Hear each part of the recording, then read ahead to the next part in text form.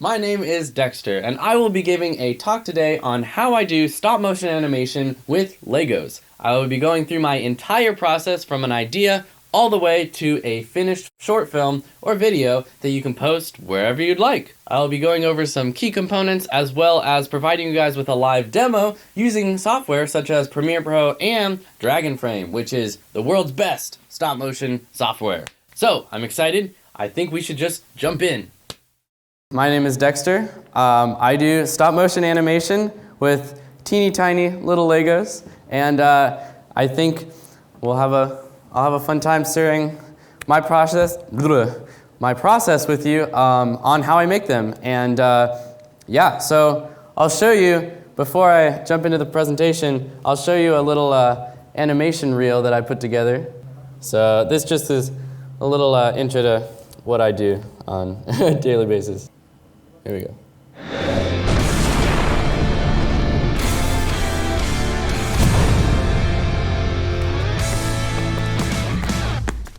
Ready? Yeah.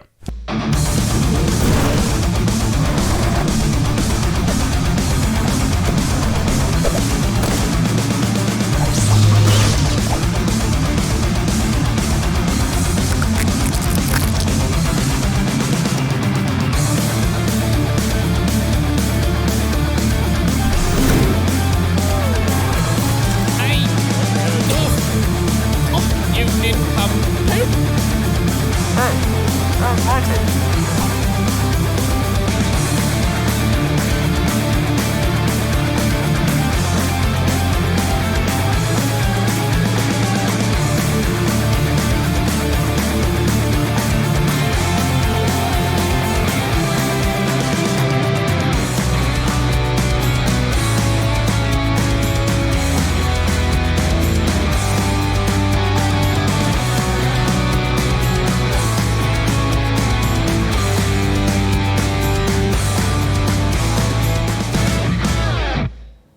All right.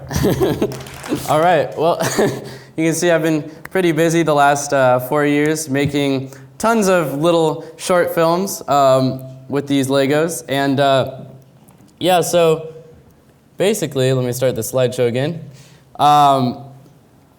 I use stop motion animation to bring these tiny little Legos to life. And what you just saw, I'll teach you the entire process of what I do to make something like that. And yeah, let's get into it. So with Lego, woohoo! Okay, so the process, like any filmmaking process, obviously it all starts with an idea. So if I have an idea of making, let's say with this set here, a little figure with a top hat, say hello, or maybe take a little walk and then, I don't know, trip over a rock and fall. Something simple like that. Just an idea, anything like that. And from there, it just goes down the list, towards the finished product. So second would be storyboards, and I'll touch on all these topics one by one, but just for an overview, storyboards, which is optional in some cases, I'll explain that. And then of course the actual stop motion animation, which I'll be showing you as well. And then on to editing, voiceover, sound and music, and then publishing to whether it be YouTube or any other social media or publishing, I don't know, app that you like, whatever you guys use here in Macedonia. But yeah, so again, an idea, you could think of an original concept like I just did with this little guy, or lots of people remake stuff, Star Wars, Marvel, I have done that a few times, or use common themes, common story elements, just kind of a basic story. All works great for stop motion. And then of course storyboards. Some of you may have experience with storyboards, or if you're artistic, you like to draw. I am not as artistic as those people, but so I do them sometimes, but a lot of times I'll just kind of make it up as I go, kind of like an improvisation. And yeah, it can work great either way. I'll show you this next clip. This was from a, if it'll load right here.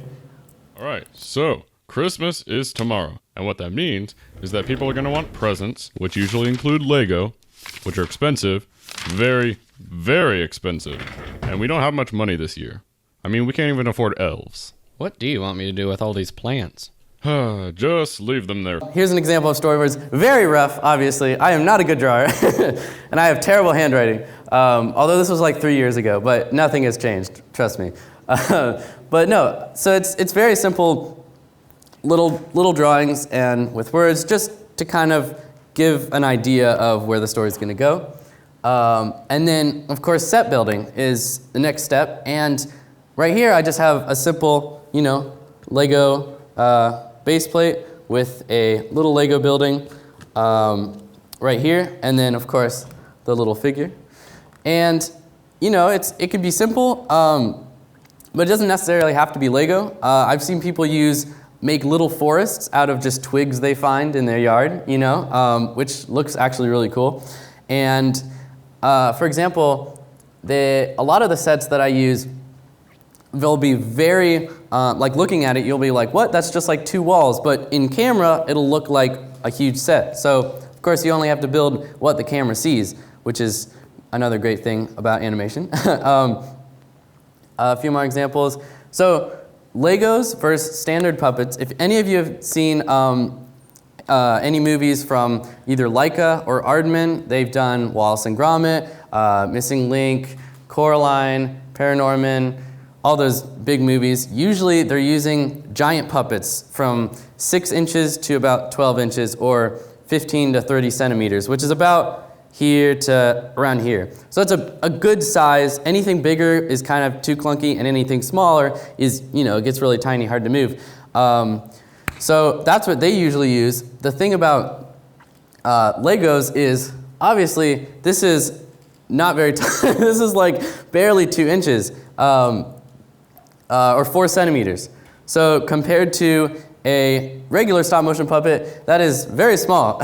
And so there's pros and there's cons to that. So obviously, it would take about 6 of these guys to make a standard puppet, which is kind of funny. But the good pro to having such small figures is your sets do not have to take up, this entire room. If you've seen sets this is from a stop motion movie, I think this is Paranorman. But they have humongous sets, as you can see. I mean, it's like an entire room, and there's a little guy working there. That's a real person. It's crazy. So here's another example of just how big, stop motion sets can be when the puppets are this big. But of course, for Lego sets, you can have this little contained area, and it'll be, it'll feel just as big with these tiny little people. Here's some examples of shots I got from just kind of finding creative ways to integrate the shot. This is my oldest YouTube video, so of course my handwriting is still very bad. But it just shows you don't have to build an entire, for this it was a hat store. But in camera, your brain imagines it bigger, but in real life it's very small. There's another one. Again, the background is literally just my desk. There's nothing there, but with lighting, I kind of tricked you guys into thinking this was some sort of, set. Speaking of lighting, and this is why I have these 2 little lights with me, is lighting can very much make an impact in any film you do. I mean, that's what's great about stop motion is a lot of it can be applied to real life filmmaking. And I love lighting because it can totally change the mood of any film you have. And the kind of basic lighting you'll typically see in movies is 3-point lighting, where you have kind of a key light, which I kind of like to call the sun, because it's kind of the main focus shining onto the characters. And then you have a fill light, which kind of fills in any harsh shadows cast by oops, let me get that right here. Cast by the key light, and if I turn on these, we'll see this is kind of acting as a fill light on the character, and basically, again, illuminating them, kind of like how this light right here is illuminating me, and this light is a little bit smaller, and it's kind of filling in the shadows from that light over there, if you guys can see those. But you'll see more of this once I set up the camera and start animating, but you might have one light there, and then the key light here, and you could have different colors. Sometimes, colors and lighting can really look cool depending on which colors you choose. So again, you can play around with any of that. I'll leave those lit. And yeah, again, another thing is noses. These little guys don't have noses, so you don't have to worry about all the, lighting, noses, how they affect all that sorts of stuff. So yeah, and again, wear black clothes, because clothes reflect. Obviously, I didn't get the memo, so I'm not wearing all black. Oh yeah, good getting focus. So yeah, and then lighting, we got, okay, well, we're already on animating, so that was fast.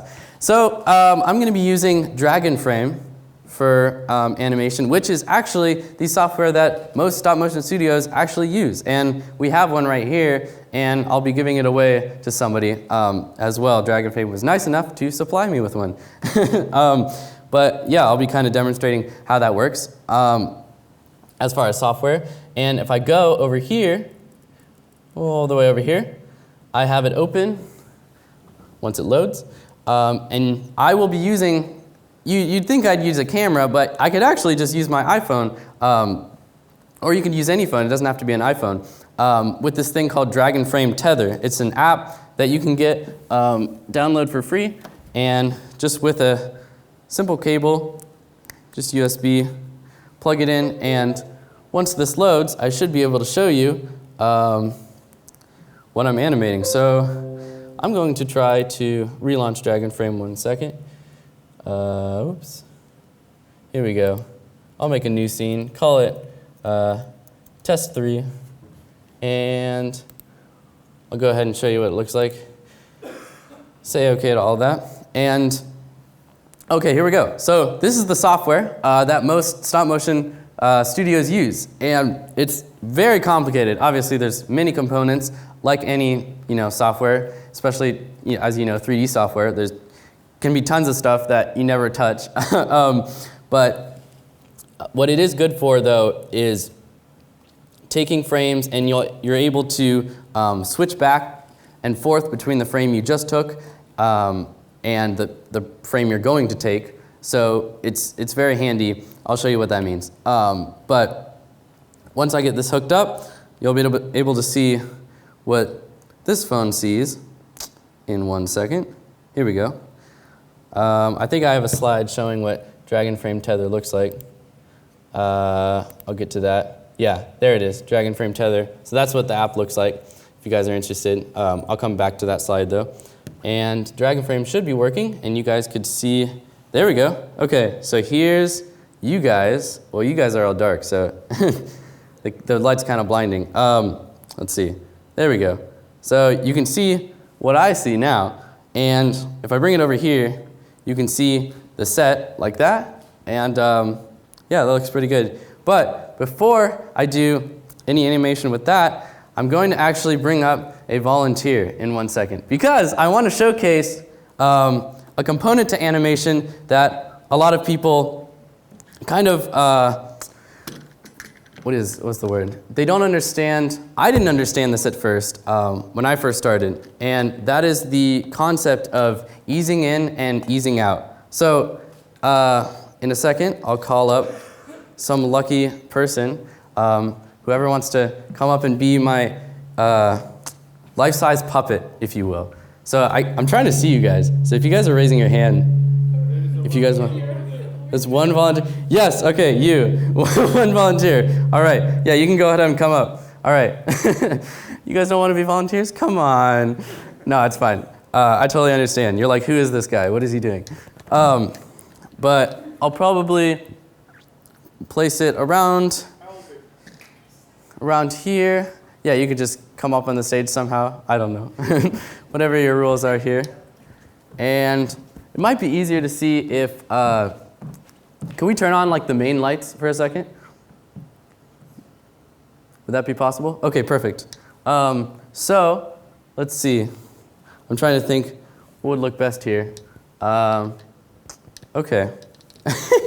This is funny. I've never done this before, so this is new. Or at least this part is, but I want to do it. Okay, I think that should be good. So I'll have you stand right about there. What's your name, by the way? Anna. Anna, okay. Nice to meet you. I'm Dexter.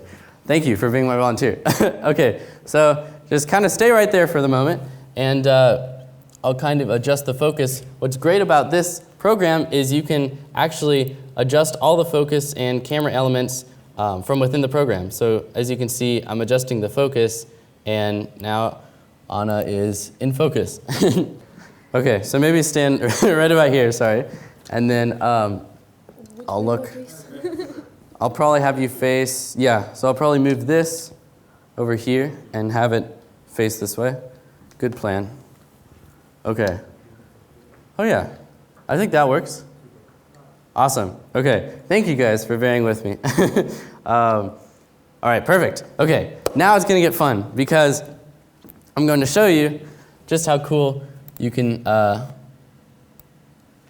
okay, that should be in focus. Perfect.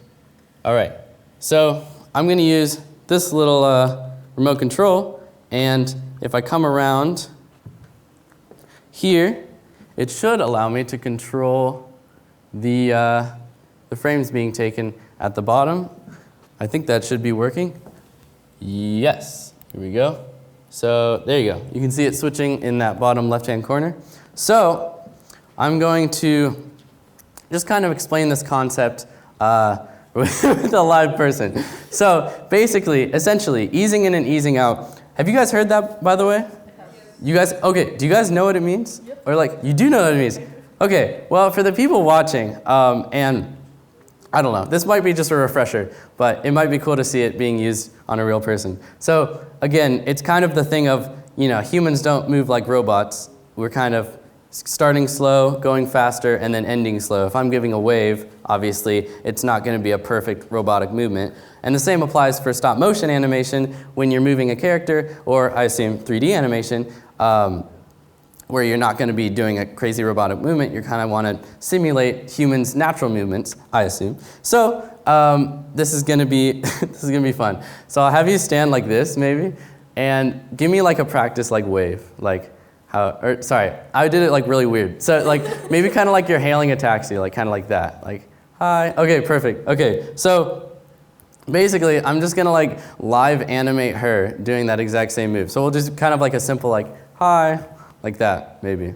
Hi. Okay, perfect. So let's try this out. So pretend she is a little minifigure, a little Lego person, and yeah, we'll just try it. So kind of stand still, and I'll take a picture just with this. There we go. And yes, we want the live resolution. And then I'll just kind of have you move your hand just a tiny bit. Perfect. Just like that. And then in the program, as you can see, we can go back between the previous frame and the frame we're about to take. So stand right there, and we'll take the photo, and then maybe go about right here, maybe. Yeah, that should be good. Maybe turn your palm so it doesn't look like you're like, or something like that. Okay, and now we can see those last two frames. We're not worrying about lighting right now. I'm just showing you the animation. And so that looks fine for right now, what we're doing. So I'll go ahead and take that, and then maybe go about right here. Yeah, that should be good. Like that. Okay. And then kind of up there. And then maybe like lean towards your hand a little bit, or lean that way a little bit. Okay, that should be good. We'll go ahead and take it. And then just a slight movement, even more that way. Yes. Maybe not as much, maybe come back a little bit. There we go, that's good. And then kind of a tiny movement that way. Just this way, a tiny bit. Okay, perfect. All right, now we're gonna do everything in reverse. So we're gonna, a little bit that way. Okay.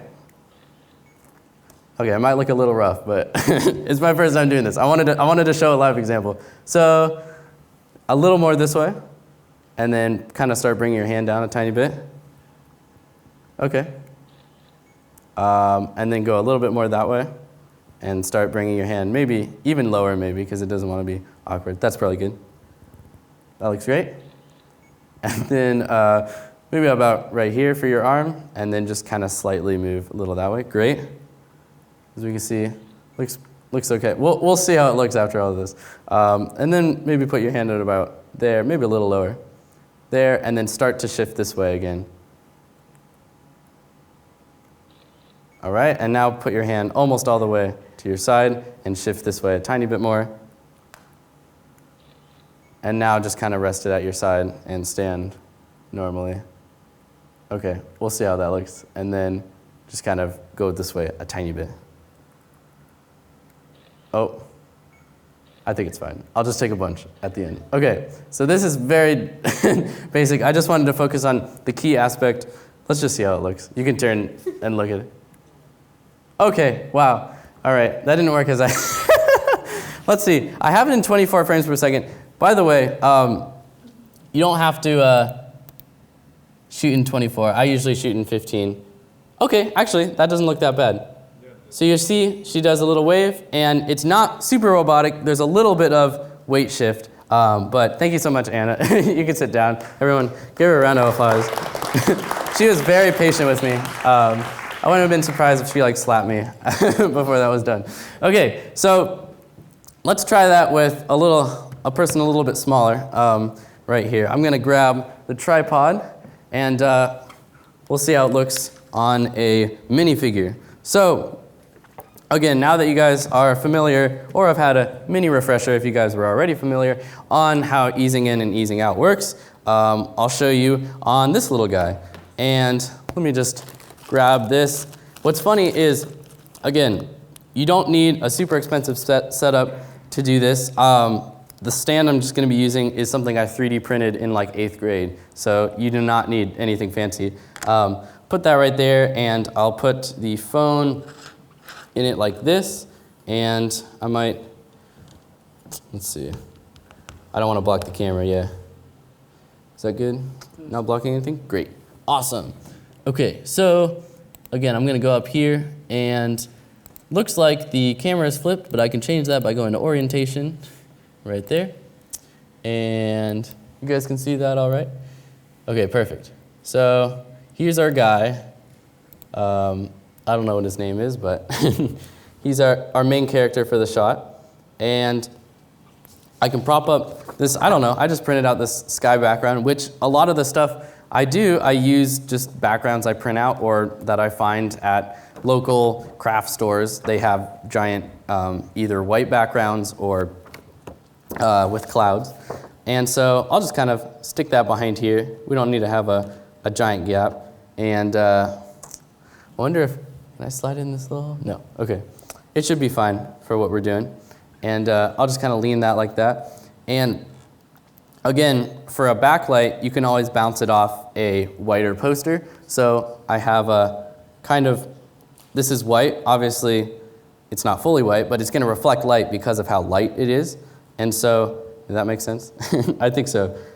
It's acting as a backlight in any case. And so I'm just kind of going to adjust these lights. Maybe I'll take off his hat. He's a little hard to see his face. So, we'll do that. Oh, and then see how this is sliding around a lot? What we can do is I have this, let's see, it might be easier to see through here. It's this sticky tack. So it's like, how would you say, it's like clay or putty, or basically it sticks to stuff. And you can use it to secure your set. And basically, most people who work in stop motion use something like this. This is actually, I stole this from my elementary school teacher. And I've been running off. I stole a bunch of it, and so I've just been using it over the years. And I haven't run out, so I haven't had to buy more. So just don't tell her. But anyways, so I'm going to just take a little bit and secure it to the table from the corners, just so we don't have anything bumping it. And I'll go ahead and do that for all four. And what time are we at? Okay, I'll pick up the pace a little bit. So now that we have that set, I'm going to secure the camera, and we can begin animating, because I know you guys are dying to see some real Lego animation. I don't blame you. I've been yabbering on for quite a while. but it's all right. We'll go ahead and secure that. And yeah, so I have an idea for the animation. Again, like I said before, we could have him maybe do a wave like Anna did, and then maybe take a step and then fall, or trip over a rock or something. Let's see, I have a little flower piece. You could trip over a flower. That seems pretty pathetic, but this guy looks like he would trip over a flower. So we'll put it right about here. Okay, this is so fun. Okay, let's see. I'll make sure he's fully in focus, his face, and we won't worry too much about the background. What I might do is actually flip the camera so that it's a little bit lower so that we see kind of his face a little better. I'll show you what that looks like in a second. I won't block this camera too much. Okay, let me just flip this, and then we'll start in just a second. Okay, so here we go. This will be a little tricky. Okay, perfect. We just secure that, and then as long as I don't bump it, we're good. That's the other thing. Stop motion is all about making sure nothing moves except what you want it to move. But again, that's not always the case because everything gets bumped from time to time. Just got to be careful. Okay, so we have our guy. We're going to have him make him look at the camera, and let's do it. Okay. Wow, he's looking right at us. All right. So again, usually when I start taking photos, I'll take a few at the start just to get started. Especially when you're working with like grain, you don't want to have just a straight still shot a lot of the times. So anytime there's a pause in anything, I like to take a couple extra frames in case I want to make the pause longer. And then again, let me go back to the slide really quick because I just want to explain frames per second. I animate at about 15 frames per second, or not about, exactly 15 frames per second. And again, movies are at 24 frames per second. TV is at 30. I'm sure a lot of you guys know this. But I think 15, especially for stop motion, is kind of a good place to get to. When I started, my first things, I was like at 8 frames per second. But the more you do it, the better you get, more comfortable you get with higher frame rates. I don't think I'd ever go up to 24 because it's just a lot of work. But yeah, that's what you need to know about that. We'll get to that in a moment. Okay, so now I'll start the actual animation of the character. So we'll have him wave. So I'm going to start with his little hand moving a tiny bit. And if you can see, his hand moves a tiny bit. And that's what's great about Dragon Frame is you can switch back and forth so you don't have to guess. In the old days, they did have to guess kind of what was going on. They didn't know until they got the film back later. But we have the luxury of stuff like this nowadays. So I'll go ahead and take that picture. And we can kind of move his arm up to here. And I'm going to lean him a little bit back. And that's the other thing. With Anna, as you can see, we only did kind of 2 points of, that just cracks me up every time I see that. But no, we did good. But we are only mostly focusing on just kind of this shifting and the hand shifting. But when you have little characters, obviously you can pretty much move wherever, whatever you want in terms of movement to get just kind of the dynamic movement you want, if that makes sense. But we'll continue. That looks pretty good. So go ahead and take that photo. He's going to be doing a little wave, so we'll have him keep reaching for that, but I have it right here. I'm going to go, hello, something like that. Again, I'll add the voices afterwards, and we'll kind of have his hand move a little bit, and I'm going to have him move this way a little bit. Just kind of things once you do it for a while, you kind of have a sixth sense on where to move their weight. And then like that. Hello. Kind of going for that kind of vibe. And then he'll come back down. So again, he was going fast, and now he's slow, and now he's about to go fast again down. Definitely a tedious process. Again, if you're interested in doing it, just know it takes a long time to make stop motion movies. All right, that looks pretty good. And he's coming back down, so he's gonna get a little slower, and okay, right about there. That should be good.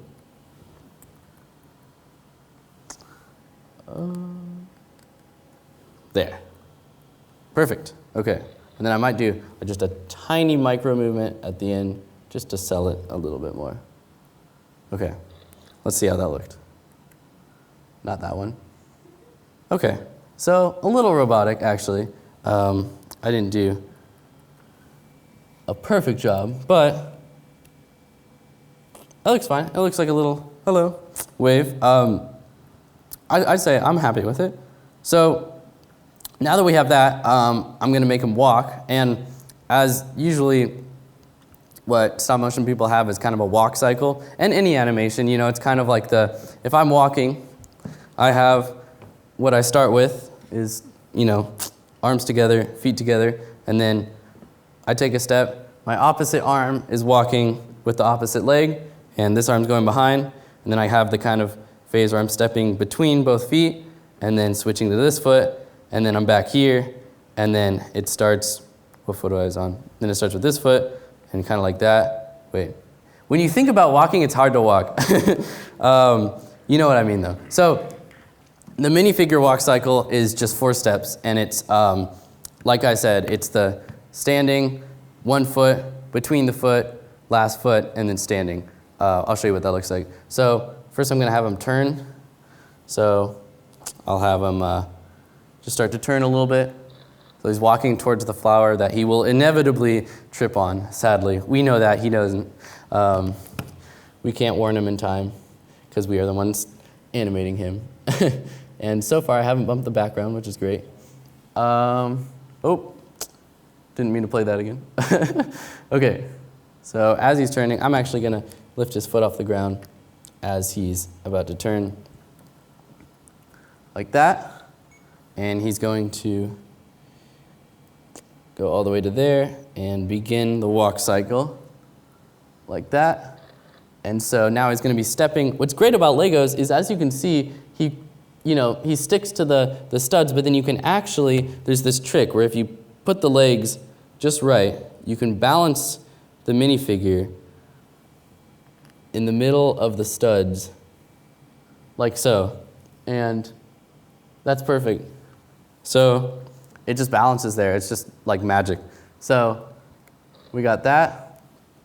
And he takes his step. That's 1 step. He's kind of coming back. Oop, I forgot to move the arm closest to us, but it's fine. Go ahead and do that. His feet are together. That'll be kind of the ending pose, like that. And bring him a little forward. Okay, so we have him turning and starting to walk, so it looks like that. So he takes 1 step, and now that leg has come, we had him step with his right leg. Now his left leg is swinging forward, so we'll have the left leg step in front. Just things to keep in mind while you're animating. Like that. I want to have him lean forward on this. And different people have different styles. My walk cycles look different than other people's, which look different than other people's. They all look different. But we'll go ahead and take that. And now there's the in-between frame where he's magically balanced on the studs. We're almost there. We're almost to the fall. And like so. Boom. All right, now he's about to encounter the most embarrassing moment of his life as he trips on a flower. Like that. He's going to swing his leg like this, and he's going to go, no, why did I go for a walk today? Because he is now flying after he's hit the flower. So there's 2 things we can do. 1, I'm going to move the flower. 1, we can hold him up with sticky tack. 2, we could make a little rig and mask him and do the whole masking process. If you guys know what masking is, maybe? Some of you? Yes, I've heard a few years. Okay. No, I'm just making sure. If it's kind of like where you take 2 frames, one clean frame and one frame with the rig, and then you kind of edit out whatever rig you're using, which I do a lot, and it's very tedious. But for this, obviously, I'm not going to do that because I have limited time. So I'm just going to take a little bit of sticky tack, and we're going to see if we can hide it a little bit. I'm going to extend his arm right about here. Oh, there goes the background. It's okay. We'll go ahead and, where's the flower? Right there. And he trips over it like that. So I'll have this foot, let me just plan this. That foot trips, this foot is going forward. He can actually, I can have him be on the flower as he like tripped over it. And I'll put the sticky tack here. We're not worried about masking it too much, but he's going to be kind of falling forward. So he's, oh, and then I'll put this back. So hopefully I might have bumped it a little too much, but it's okay. We can imagine that it didn't move. Okay. So now that he steps over, the camera looks great. I'm going to, I should have secured this set down. Actually, I'll do that now. What's great about Lego, you can secure it to anything. Hopefully this table will hold me pushing on it, but so far so good. Okay, enough of me talking. Let's get back to this. So on your previous projects, has this eventually happened? We suppose yes, but how do you fix that?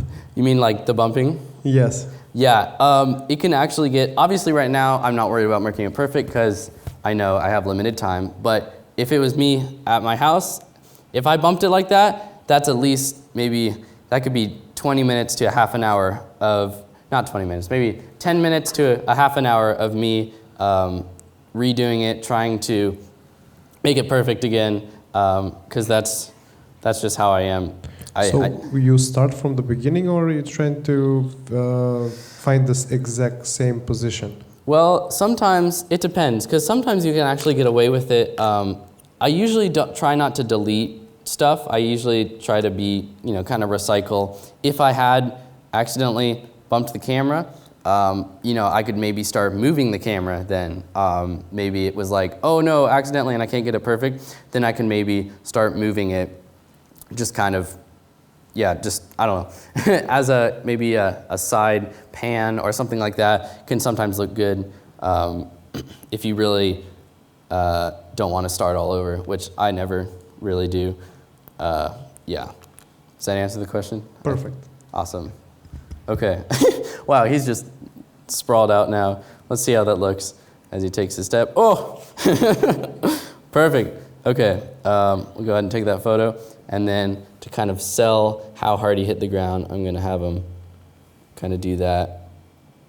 I'll move him back a little bit. Looks like he's dancing or doing the worm. Okay, like that, and then this will work. Trust me, it'll look good. Okay. Oh! Okay, I'll take a bunch of photos. Cool. Okay, so we have him. Hello. Oh, he kind of falls. Okay, great. So that's probably great for the animation. I'm going to show you how I import that into Premiere Pro. So I use Premiere as my editing tool, and I guess I can take this out of the way so you guys can see. There goes the background, but it's fine. We finished animating, so we're good. But I'll show you, if I go into Premiere, I have a few stuff already planned. Let me just take all that out. Don't need all this. Start fresh. And I'll import what we just did into Dragon Frame. So let me grab it. Into Premiere, my bad. So test 3, this is all, I'm not going to explain every process, but essentially I'm grabbing the photos we just took and importing them into Premiere. There they are. Perfect. Okay, so, and I won't use hotkeys so you guys can see my mouse dragging around what I'm doing. And so now that they're in, I'm going to select them all, and I'm going to go ahead and, oops, that one wasn't selected. I'll select them, and I'll drag them onto the timeline. So now we have them in Premiere, and I can rotate it 180 degrees. That way he's upright. And if I copy that, I can apply that to all these frames, like so. And now we have our guy moving. Oh, it's not in 15 frames per second. Let me change that so we can see him. Not what I wanted to do. 1 second. Just change the speed of the clips. The sequence set to 30 FPS, but I'm doing it on 2, so that it'll be 15. It's complicated. It works for me. But essentially, we just changed it to 15 frames per second, like we had in Dragon Frame.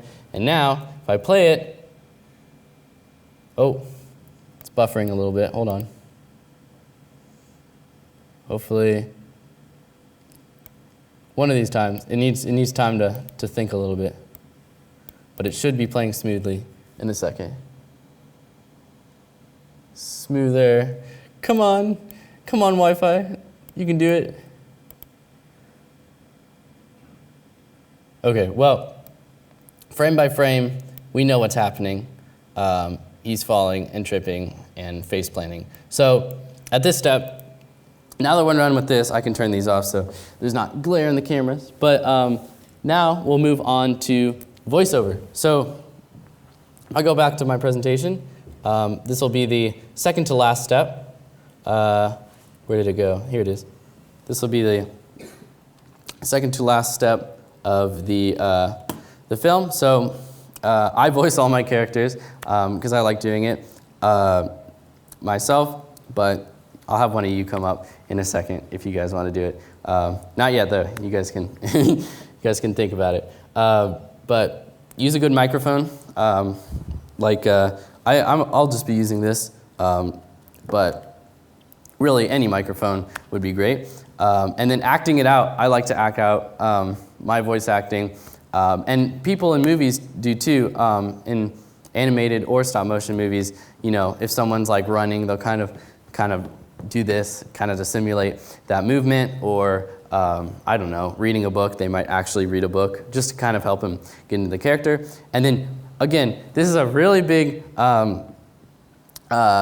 aspect of audio. Before or after the animation, do you record your voices before you animate, or do you wait till after? And to that, I would say either one, because some works for some people, some works for others. Obviously, on giant stop motion films, all the audio is done first. So for any of the big Leica or Aardman films, that if you've seen them, they always record audio first, and then the animators animate to that. But with this kind of stuff, obviously, there's not as many rules. So if I'm just going and improvising and just kind of going along with the story, I will for sure kind of have an idea maybe. Again, like I said, do some storyboards or just kind of have the rough idea of what they're saying. And then I might animate movements or kind of have, oh, I want them to go, ha-ha, or I want them to say no, and kind of, point or something like that. And then later I can go, actually, I want them to say, I don't know, something like yes instead of no, or I don't know. And so I can change it. And whether or not, you do it, Dragon Frame has a setting where you can actually import the audio right in there. Oops, I went too far. There we go. So there's a little audio tab right here, and you can import the audio and actually animate to the audio, which is pretty cool. And I've done this for a couple of my animations, but normally I like to just do it first and then add audio. Or I'll have a scratch track where if I do that, I'll just do a really rough, not really caring too much about how it sounds, just to have something there to go off of. Again, kind of like storyboards, but for audio. Anyways, so that's what I would say on that. Okay, so now we're on to sound. And for sound, I'm going to keep it really short. I use a what's it called? A website called Zapsplat for all of my sound effects and music. And I like it because it's just a great library where you can grab sounds quickly. And there's also, if you have a YouTube channel or you sign up for YouTube or whatever, they have a free audio library that you can grab sound effects or music from. It's all there on YouTube as well, so I'll use that from time to time too, which is awesome. And yeah, the only things I would say for that is if you have a lot of dialogue, I always have dialogue just because I find it, I like funny things, and comedy usually has a lot of dialogue. And for that, I would say keep music and those like ambient noises kind of lower than the dialogue, so you don't have fighting, both tracks trying to fight for your attention.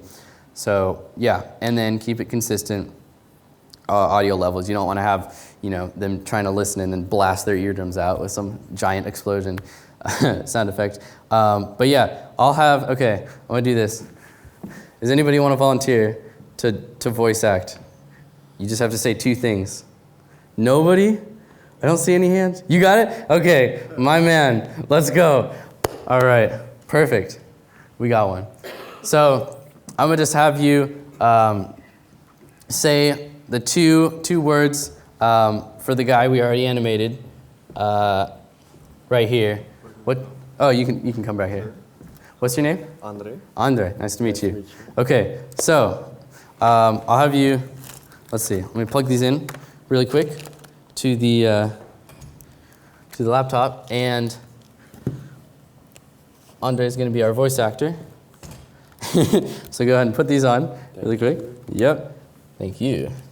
And that should work if I press this voiceover record button. So what I'll have you do is, again, this guy says, so you'll say, hello, and then he falls. So give me some sort of like sound effect for falling, or, if you were to fall, what sound would you make, or something funny. Donkey fair.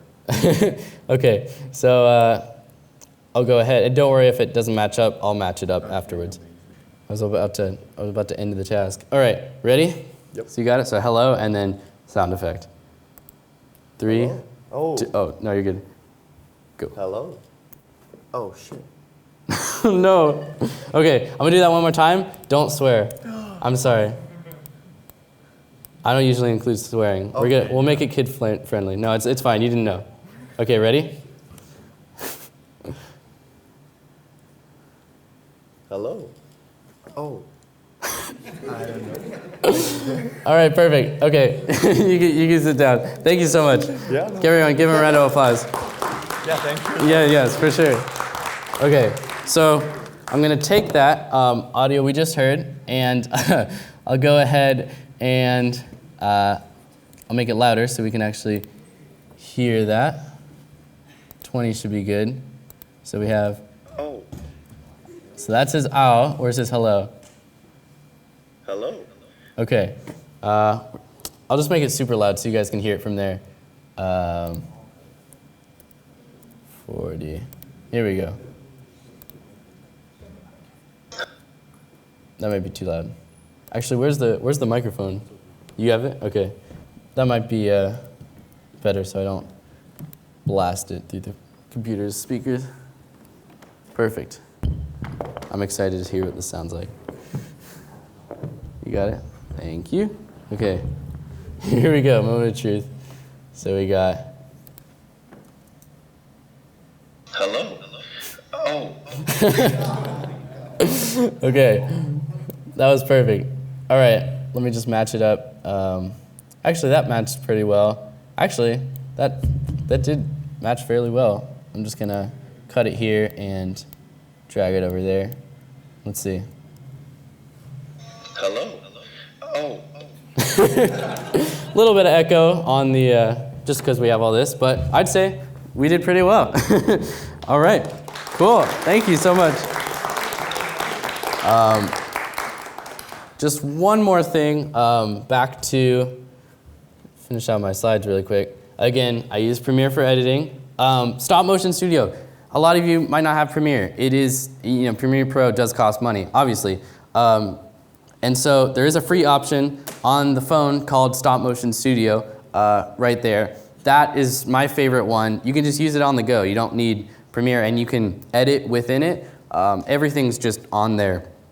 Yeah, I have it right here, and I've used it for when we went on trips. I'm gonna use it on this Macedonian trip. I'm gonna do it maybe tomorrow. I'll bring all my Legos and do something at some historical place. I don't know. Stefan will show me where they are. But yeah, so you can do it pretty much anywhere. That one I did on a plane. That one I did on a bus. This was when we went to England a few years ago. This one I did at Stonehenge, if you guys recognize that. And this one I did on the Eiffel Tower in Paris. You can see those all on my channel. But yeah, that was, again, just using that Stop Motion Studio app, everything through there. And then that cannot load the YouTube player for some reason, so you guys can't see my first stop motion ever. Oh well, it wasn't very good. Spoiler. Okay. Tips and tricks, I already pretty much went over all of those. Animate when the characters are off screen because their shadows are still on screen, just to sell the effect of they're actually going somewhere. And then, let's see. Okay, publishing. Last thing, and then I'll be done. Publishing, obviously, I do YouTube. I have a YouTube channel, and you guys can make one too. I'd encourage you all to make a YouTube channel. Even if you don't do stop motion, for any projects you do, it's great to have one, I think. Plus, it's free storage, right? And then, you can post it on websites. There's a lot of Lego stop motion websites, actually. A lot of people do it. There's actually a big community of people who do Lego stop motion, which is great. And again, keep on creating. Any of you guys can do that. That's what's great about this kind of stop motion stuff is you can be a part of every single process in making a little short film, right? Like you learn so much I've learned so much about the filmmaking process from just doing stop motion. I have worked with live action before, and there was stuff that I was able to bring to the table because I did Lego stop motion. But there's just certain things that you can kind of learn without having to be invited on a set or having actual people. You don't need to have all these people to come together and make a short film. You can do all of it by yourself in your room with like this much space. And you make any story you want and pretty much do anything, which is awesome. And that's why I love Legos for that. So I think I have, oh yeah. If you guys want to see more, that's my YouTube. If you guys want to subscribe, that would be awesome. That's the best way to support me. But seriously though, if you guys have any questions on any of this, comment on a video. I have an email linked to that channel. Email me if you guys have any questions, and I'll totally get back to you and answer any of them you might have. So yeah, that's it for me. But thank you guys so much. I know it was kind of hectic, but we got through it, so I think we're good. Yeah, I'm not sure where we're going now, but I'll start to clean this up. Questions? Questions, that's right. Q&A. Don't somebody have questions? Anybody? Okay. Oh, I couldn't. Sorry, the lights are like way glary. I can barely see you guys. Do lenses play a big part in the composition you're making? Yes. My camera that I use at home, obviously I didn't bring it. I was using the phone to show you guys how easy it is with phones. But yes, I have a Canon T4i, Rebel T4i, and lenses, even in this, this phone has 3 little lenses, and in Dragon Frame you can actually switch between the lenses. There's an option. But yeah, I'd say, or for camera lenses, again, these are really small. So I do have macro lenses that help with that, just because getting this tiny face to fill a whole screen takes a very macro lens. So yes, I would say lenses play a big part, but your phone lens, if you zoom in, will also work for that. And a follow-up, sorry. Yeah. Have you ever tried that probe lens? The one really extremely long one, weird one with the lights on in front of it. I haven't tried that. I know what you're talking about though. Yeah. It's very expensive. So yeah. I would like to try it. If any of you guys have it, no.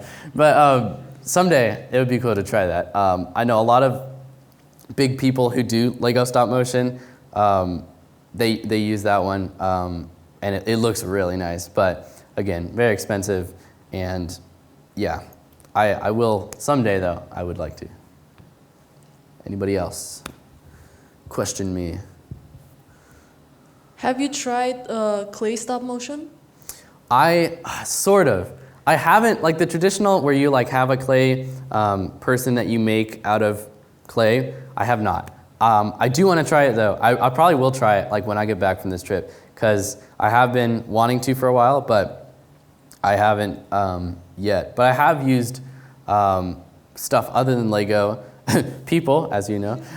No, but even like household objects or stuff like that, I try sometimes just for fun, but clay has not been one of them yet. Cool. All right. Oh, is that? Like, how long does a video take? Let's say this one that's on the screen. How long would it take? Yeah, for you. Oh man, you guys don't even know that. there's some, okay. Some of them will take, let's see, because I animate at 15 frames per second. So every second of animations will be 15 individual frames like you saw. And most of the time, what I just did was very rushed. I'll take lots of time. Sometimes a walk cycle of, especially if I have multiple characters moving, sometimes like 5 seconds will take 30 minutes to an hour for 5 seconds. But sometimes less, sometimes more.